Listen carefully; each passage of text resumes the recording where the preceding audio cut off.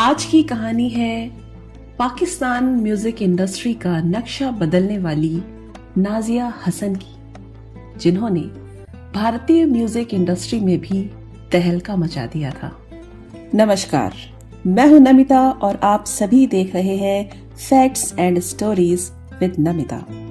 आज की इस वीडियो में बात होने वाली है नाजिया हसन की, जिन्होंने भारत में ऐसे रिकॉर्ड बनाए जो आज भी कायम हैं। तो आइए बात करते हैं इस फीमेल प्लेबैक सिंगर के बारे में, जिसकी जड़ें तो जुड़ी हैं पाकिस्तान से, लेकिन जिसके गानों पर आज भी भारत में लोगों के पैर थिरकने लगते हैं। 15 साल की उम्र में गाया ब्लॉकबस्टर सॉन्ग। नाजिया हसन ने महज 15 वर्ष की उम्र में बॉलीवुड का ब्लॉकबस्टर गाना आप जैसा कोई मेरी जिंदगी में आए गाकर रिकॉर्ड बना दिया।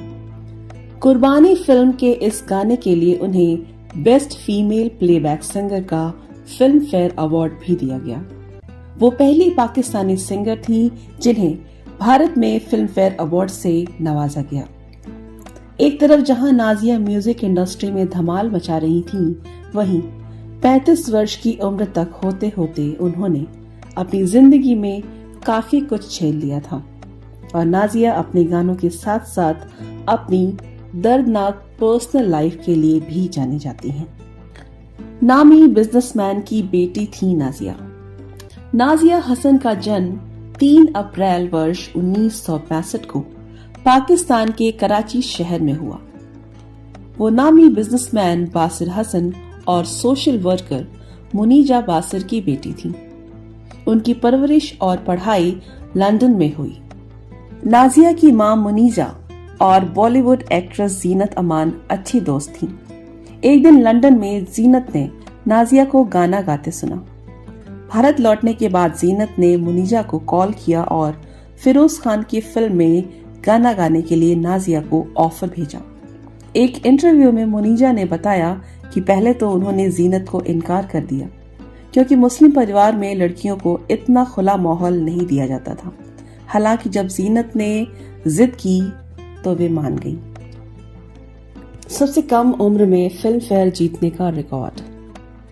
मुनीजा ने नाजिया के पिता के खिलाफ जाकर उन्हें फिल्मों में गाने के लिए हामी भरी। इसके बाद लंदन में ही एक पार्टी के दौरान मुनीजा और नाजिया की मुलाकात फिरोज खान से हुई। 15 वर्ष की नाजिया की आवाज से फिरोज खान इतने इम्प्रेस हुए कि उन्हें अपनी फिल्म कुर्बानी में गाने का एक मौका दिया। इस गाने की रिकॉर्डिंग यूके में ही हुई थी, जिसे नाजिया ने अपने स्कूल की यूनिफॉर्म में ही रिकॉर्ड किया था। इस गाने के लिए नाजिया को शोमैन राज कपूर के हाथों फिल्म फेयर का अवार्ड भी दिया गया। 15 वर्ष की उम्र में किसी सिंगर द्वारा फिल्म फेयर अवार्ड जीतना एक रिकॉर्ड है जो अभी तक कायम है। डिस्को दीवाने ने दुनिया में दिलाई पहचान। कुर्बानी फिल्म में अपना पहला फिल्म फेयर अवार्ड जीतने के बाद नाजिया रातों रात स्टार सिंगर बन चुकी थी और उन्हें बैक टू बैक गानों के ऑफर्स मिलने लगे। इसके बाद उन्होंने वर्ष 1981 में अपना म्यूजिक एल्बम डिस्को दीवाने लॉन्च किया, जो सुपर डुपर हिट रहा। पाकिस्तान में भी उनके गानों को खूब पसंद किया जाने लगा। हालांकि नाजिया के करियर के बीच उनकी पढ़ाई रोड़ा बनने लगी और परिवार के लिए उन्होंने कई फिल्मों के गानों का ऑफर ठुकरा दिया। हालांकि डिस्को दीवाने से नाजिया की पॉपुलैरिटी इस कदर बढ़ चुकी थी कि वो जहां भी जाती थी लोगों की भीड़ उमड़ पड़ती थी। इस बीच वर्ष 1982 में बीडू ने उन्हें अपने एल्बम में एक्ट करने का ऑफर दिया, लेकिन उन्होंने सिर्फ पर्दे के पीछे रहकर सिंगिंग करना ही चुना। अचानक छोड़ दी सिंगिंग। नाजिया अपने गानों से दुनिया भर में पॉपुलर होती जा रही थी। वर्ष 1984 में एल्बम यंग तरंग उनका पहला पाकिस्तानी म्यूजिक एल्बम था। उस जमाने में ये एशिया का सबसे पॉपुलर म्यूजिक एल्बम बन चुका था। नाजिया ने वर्ष 1991 में अपने भाई जोहेब के साथ अपना आखिरी music album camera camera launch किया और ये ऐलान किया कि वो अब कभी भी गाना नहीं गाएंगी। इसी साल उन्होंने अपनी पढ़ाई पूरी की और विमेंस इंटरनेशनल लीडरशिप प्रोग्राम में इंटर्नशिप करने के बाद नेशनल सिक्योरिटी काउंसिल में भी नौकरी की और इसके साथ ही उन्होंने लॉ की डिग्री भी हासिल की। आइए बात करते हैं नाजिया की पर्सनल लाइफ के बारे में। उनकी पर्सनल लाइफ बेहद दर्दनाक थी। 30 मार्च वर्ष 1995 को नाजिया की शादी कराची के बिजनेसमैन इश्तियाक बेग से हुई। वर्ष 1997 में दोनों का एक बेटा अरेज हुआ। इसके कुछ समय बाद पति पत्नी में अनबन शुरू हो गई। कहा जाता है कि नाजिया के पति का एक पाकिस्तानी एक्ट्रेस से अफेयर था। जब ये बात नाजिया को पता चली तो उन्होंने ऐतराज जताया। फिर क्या था, नाजिया के साथ उनके पति का संबंध बिगड़ने लगा। वर्ष 2000 में दिए गए अपने आखिरी इंटरव्यू में नाजिया ने पहली बार अपने साथ हो रही मारपीट और अपने पति के जुल्म पर खुलकर बात की। नाजिया ने बताया कि उनके पति उन पर दबाव बनाते हैं और ये कहते हैं कि वे मीडिया में कहें कि उनकी शादीशुदा जिंदगी बहुत खुशहाल चल रही है। हालांकि सच में ऐसा नहीं था। पति के जुल्म सह रही नाजिया को एक दिन पता चला कि वो कैंसर से पीड़ित है। इश्तियाक ने उनका इलाज करने तक से इनकार करवा दिया। नाजिया के भाई ने भी बताया कि इश्तियाक ने नाजिया को बंदी बनाकर रखा था।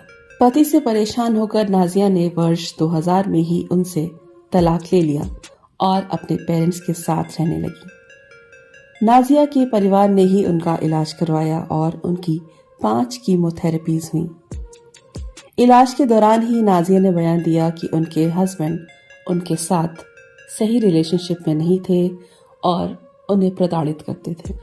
10 अगस्त वर्ष 2000 को नाजिया की हालत और ज्यादा खराब हो गई और उन्हें अस्पताल में भर्ती कराया गया।